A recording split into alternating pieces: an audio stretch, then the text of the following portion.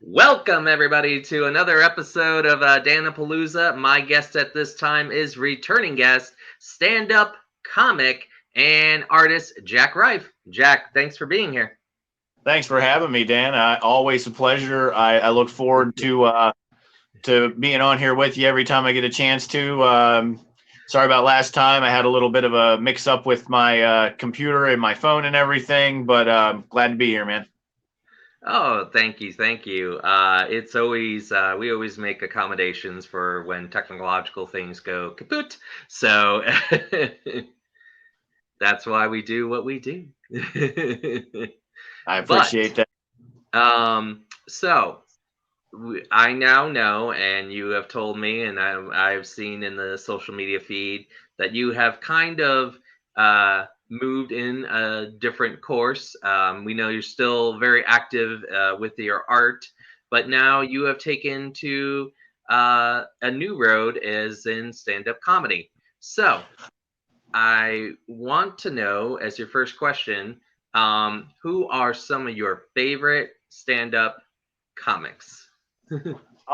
So, as a kid, I always got excited whenever there would be like George Carlin, or when I was a lot younger, probably too young to actually have watched it. Eddie Murphy, Richard Pryor. That was the stuff that I kind of grew up on stand up comedy wise. And I look forward to watching those stand ups more than I look forward to watching a lot of movies. Um, as for like being an adult and actually watching stand up comedy, um, Mitch Hedberg was the probably the single most um, influential stand-up comedian as to like I think I can do this. I watch him do comedy and it's just so funny and so simple and so effortless. And John Mulaney, I love watching John Mulaney do stand-up comedy. I feel like he's just a genuinely funny person. I really like comedians who just stand up and talk, and it doesn't really seem like they've planned what they're saying. It just kind of happens. Kyle Kinane is a lot of fun to watch. There's a guy he's young and he's like making big waves in comedy. His name's Matt Rife, and whereas we share the same last name, we are not related. And he has definitely. Hopefully someday I can be as funny as him, but I'll never be as good looking as he is. Kid's got model chops anyway, but he's hilarious. He's going to be at the Pittsburgh Improv, but you can't go because it's sold out. Anyway, uh, now as a person who studies comedy, um, as not just a fan, but as somebody who does comedy, I really enjoy people who are just strikingly honest. Lenny Bruce is just remarkably honest. Um, I find that just that soulful honesty and just telling secrets, things you would never tell anybody ever, and like that is the stuff that you use for stand-up comedy. Like I honestly, stand-up comedy has been so therapeutic. It is kind of like therapy for me. I can talk about stuff that I would probably only talk to somebody who was trying to really learn and know things about me. But when you're doing stand-up comedy, you just kind of blurt it all out, things again that you just wouldn't normally talk about, and you make it funny. And again, that's part of the therapeutic part of it, is when you get up there and you talk about these unfortunate, unfunny, uncontrollable, unhappy situations that happen to you. The people in the audience go, that happens to me too. And that's where you get that correlation and that connection with the crowd. And then you make a funny observation about this thing that, we've all just, we've everybody in the room's come to the conclusion it happens to everybody. And now we're all going to laugh about it together. And that's kind of been something that I've, again, been studying from a lot of other stand-up comedians. So yeah. Very good. Good answers, and I'm glad that you are on the learning path of that. One of my favorite comedians is Joe Coy. Um, know if you're familiar with him, but Absolutely. I do enjoy his stuff because I find it very relatable. Like he has a whole bit on losing his car keys and having to ask his mom for help, and like how she just kind of ridicules him for losing his keys in the first place. So, do Yep, you? that's the thing about a good comedy bit. It should speak to you, and you kind of you have those moments when you're listening to a comedian that you end up really enjoying, where you have several moments where you're like, oh, that happens to me too. I didn't realize that happened to so many people, that there's some guy up there talking about it, making a joke about it. So that's really where you connect with that's why you've connected with him. So Yeah, I've definitely I've enjoyed him. Mitch Hedberg, Robin Williams will always be one of my favorite. so uh, talented. he really was, and then sometimes he would go really fast and everything, so you had to keep in mind with all of his bits when he was creating. Yeah, it was a different time in the 80s whenever artists would perform. They were on performance enhancing supplements. We'll just call it that. Yeah. Uh, but but still, just so funny, so talented, and I could only aspire to be able to do impressions the way Robin Williams could just snap from one to another. Most people have to work on impressions for so long to get them right. Uh, okay. Sorry about that. Um, so yeah. Anyway, yeah, we can. It's fine. So as a comedian, there I know there are very different types of comedy. There are some people, like you had mentioned, do impressions. There's the people who they kind of do, like a setup, one-line jokes, punchline, and then there are some who tell stories. Which do you see yourself, and what have you done as a comedian as far as telling jokes and stories? I do like to have I like to have a setup to a joke, and then kind of a payoff.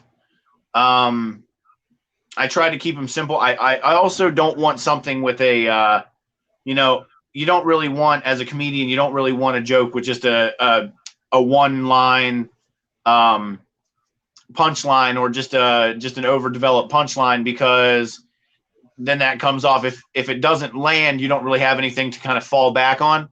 Like one of the first jokes that I wrote was about rescue dogs, and it was so I was driving around the other day, and I saw a sticker on the back of a car, and it said, "Who rescued who?" And it's about rescue dogs. And I thought to myself, I wonder if any real rescue dogs ever take that personally.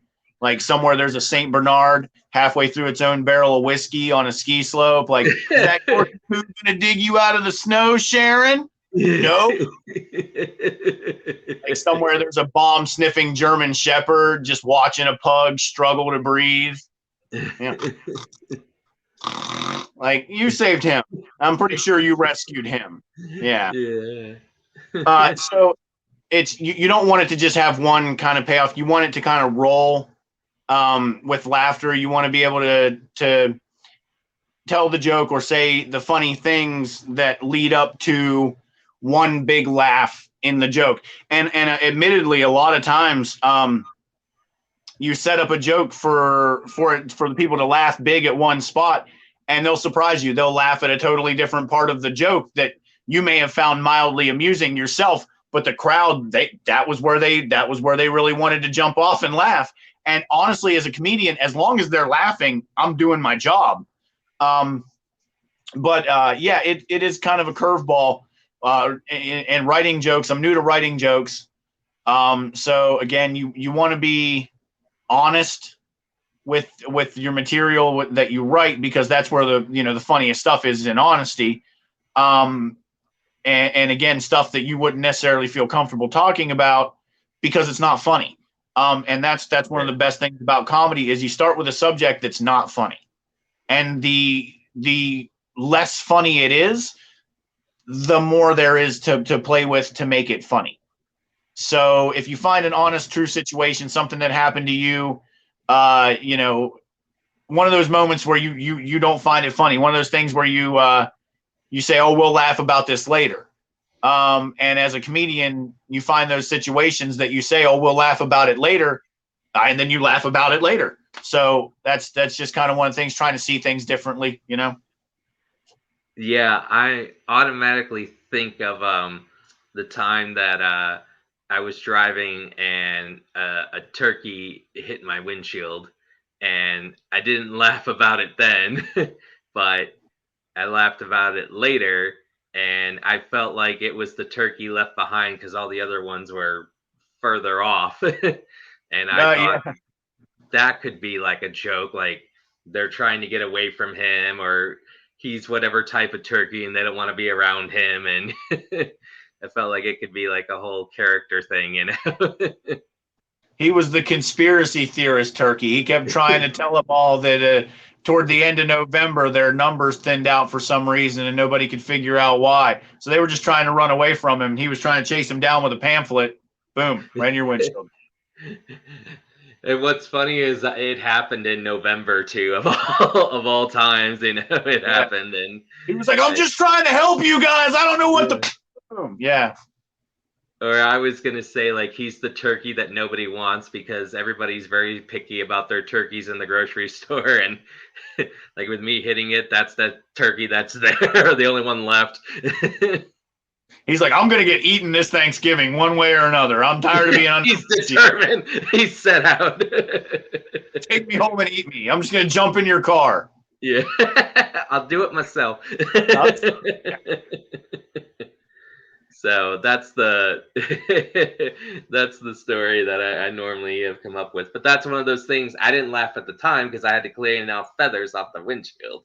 Oh yeah, and it's hard. You know what I mean? Something like that is, yeah, that's definitely not a fun situation to go through, and that's the kind of stuff though. You look back and, you know, again, the more you were in the moment, the more you were upset, angry, scared, you know, whatever emotion you were feeling.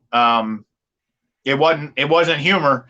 So those are the ones you kind of want to go for. And you'll notice if you watch if you watch your favorite funny television show, um, the actors they're portraying characters, those characters don't realize what they're saying and doing is funny.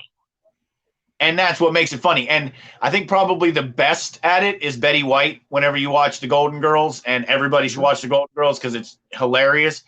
Her character, Rose, on the show will say the most out of left field things. Yeah. And the character, of course, has no idea that what she's saying is hilarious. And you can hear the studio audience just losing it. And it's just, I love that view of comedy where the person giving you the comedy is unaware that it's funny. I like that. Yes, I agree. I think of the character because I was big into that '70s show, and I always think of Kelso being kind of like the idiot, and sometimes saying like those things, and you're like, he cannot be that stupid, and like, And then they tie it together so that they confirm that, yes, in fact, he really is that stupid. that's Yeah. stupid. I love that show. It's just some of the writing in it, just the way they would tie a joke back from the beginning of the episode to the end of it. Yeah, Oh yeah, just it was a lot of fun. That '90s show is a lot of fun too. I think they did a good job with that. yeah. I need to check that out, but I think you'll enjoy but it a yeah, lot. Yeah. it's a good show. The difference I think between like Betty, I feel like it's better delivery like on the Golden Girls, like she really doesn't know. Where I think as far as Ashton Kutcher, sometimes he kind of plays into it and everything, so it's not as you know. See, that's one of the things that as much as I enjoyed '90s Saturday Night Live, the like laughing and acknowledgement lost a little bit for me for people like Adam Sandler and Jimmy Fallon. Those guys that would just look at the camera and laugh like I don't know. That always seemed a little bit, you know, I Cheesy. don't know. Yeah, just yeah, exactly. Just a little cheesy, kind of a little. I don't know. Just took the challenge out of it, I guess. Oh yeah. I do watch quite a few comedians on like I see their reels like on social media. Um I know I'm gonna have to take a look. I know that there's uh one guy and he kind of also just comments on observations and just certain things. And he referred to one girl as like Wednesday Adams and she didn't know who That's that Matt. was. That's Was Matt that? Rife. That's the guy I was talking about. Oh my God, he is hilarious. Yeah, that's Matt Rife. That's the guy. He has the same last name as me. That's the guy I was talking about. He's super good looking. Yeah. Yes, Yeah, yes. he actually does it. He has a bit about how good looking he is and how he wasn't until like just a couple years ago, and how he like bothered to get a personality and like be Yeah. funny, and he's like, and now frankly, it's a waste of my time. And I Oh was like, yeah, no. yeah, he's really talented. I could actually see him being like a movie star here before too long. Yeah. Um, in that whole little reel clip, this girl kept interrupting his set, and like, she was obviously very intoxicated, and I just love when they can. And I don't know if you have encountered this experience, but do you have anybody that has? And I wouldn't want this, but unfortunately, it does happen where people just kind of interrupt, whether they heckle on purpose or they're drunk or they just say anything. I haven't yet, but I've seen it happen. And the one thing that was pointed out to me, see, me coming from the pro wrestling world, I don't crowd interaction. I'm fine with, but um, the uh, the thing that was brought up to me is, or told to me rather, is that most people who heckle actually think they're helping or adding to your show. Yeah. Okay, so most people who speak up or say something, they're not necessarily trying to interrupt so much as they are trying to interact. Right. However, when somebody does say something argumentative, like if you say, uh, if you finish your joke and somebody from the crowd just says something like, that's not how that works, and it's just at that point, you're just kind of heckling the comedian. Yeah. That's like jumping in the wrestling ring with a wrestler. If you're not prepared, the person that is up on stage has had time to prepare. Okay. They have been in the comedy gym for a while and they're probably going to beat you up comedy wise. So before people heckle, again, most comedians like Matt they're not really going to get heckled. They are going to approach it like crowd interaction. So it's always going to come off like they're just bantering with the crowd, like what you saw with him and the girl he called Wednesday that didn't even get the joke at first. Yeah. So it never really comes off as heckling. However, you will occasionally get an inebriated guy who thinks he's funny, and just as a comedian, you just got to be ready for it with some quick way to shut him down, without being like super rude, because you don't want to really be like, you don't want to be, I guess, no, rude is not the word, because as a comedian, I'm going to be rude, especially if you're rude and you speak while I'm talking. I guess I have the right to be rude. I'm not going to be aggressive. That's the Right. difference. Like, I'm going to roast you. I'm going to flex the comedy muscles I've been working out and roast the person. But, I'm not going to be just straight up rude or angry or aggressive toward them or, say ignorant things, because that, again, that takes from the art of comedy. If I can almost seemingly politely roast that person, then that's kind of the idea of how to deal with a heckler. Yep, and and that goes and that I saw that perfectly in the Matt Rife thing. She was drunk and she mention like she was looking good in the mirror for him, and he goes, "Well, go back to the mirror and do a double take or something Yeah, he like goes, that," you know. And it's just, yeah, no, I love his delivery. Maybe do a double take. Yeah, yeah. no. Yeah, it's and it is pretty cool to watch somebody with the same last name, especially like it's not a common last name, you know. Oh yeah. So it's pretty cool to watch somebody with the same last name, uh, just doing their thing, being successful. It's not very often you see a Rife doing anything other than like making parole, you know. um, and I forget the other comedian I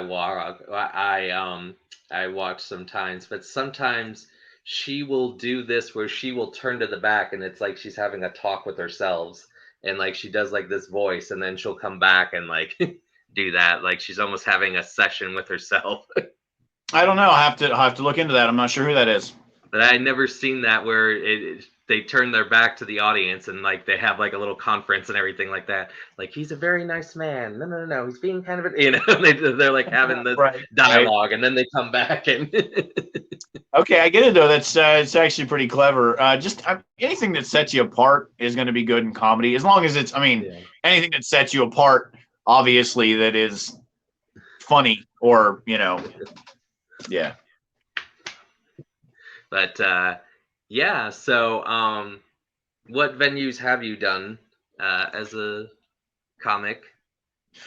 So far I've only done open mics. I've done 7 open mics. I've done 123 Pleasant Street, Gibby's, a place called the Joe in Fairmont, Okay. the Brew Pub, um, the Art Bar in Morgantown, and yeah, I think that's it. I think that's it. Okay. I think so. So is there any venture to go out of state and try this, or is it mostly locally? You want to stay in state and Oh no, I want to travel. I want to travel. I want to tour. My next goal after I get, I want a couple of good, solid 5 and 10 minute acts that I could put together, like really anywhere. Like if you do a set in a comedy club, you can pretty much say whatever you want as far as like bad words and stuff, and sexual, explicit stuff. Like yeah. you can pretty much say whatever you want.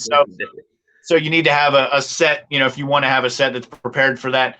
And then also, if you're an aspiring comedian, you want to have a good set ready, whether it's just the same set but done clean, or like a totally different set that you can do at comedy festivals, which are typically family-friendly events.